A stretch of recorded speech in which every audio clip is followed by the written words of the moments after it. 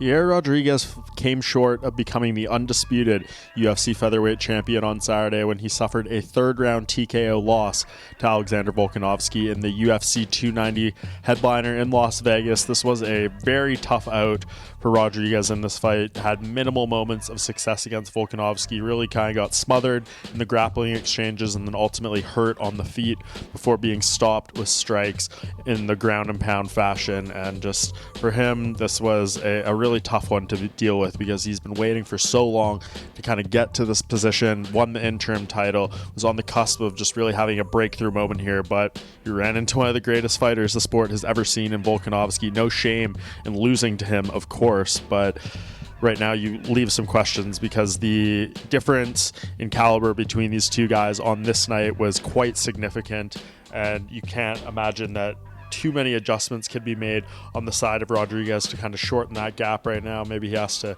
just hope Volkanovski maybe makes a permanent move to 155 pounds and then he can make another run, but surely he is still one of the very best in the world at this weight class. Just ran into a guy that is, as I said, an all-time great. So we'll see how Rodriguez wants to handle the outcome of this. Does he want to take a lot of time off and try to fill in some of the holes that were shown in this game? Does he want to make a quick turnaround to start rebuilding himself?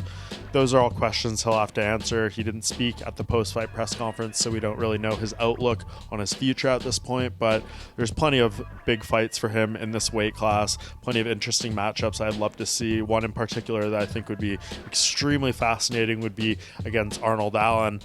Those two are, of course, like very, very skilled and have a lot going for them, and I think that would be a very fun matchup from the striking side to potential grappling exchanges. I think you could do a lot worse than a Yair Rodriguez versus an Arnold Allen, so we'll see if the timelines match up. Of course, Allen coming off his first UFC loss against Max Holloway. It's been a few months since that happened. How does he want to rebound? When does he want to return? But if they're able to align the timelines between these two guys, I think that is a big-time fight for this weight class, an easy fight night co-headliner, or headliner rather, maybe a pay-per-view co-headliner. But we'll see how this all unfolds.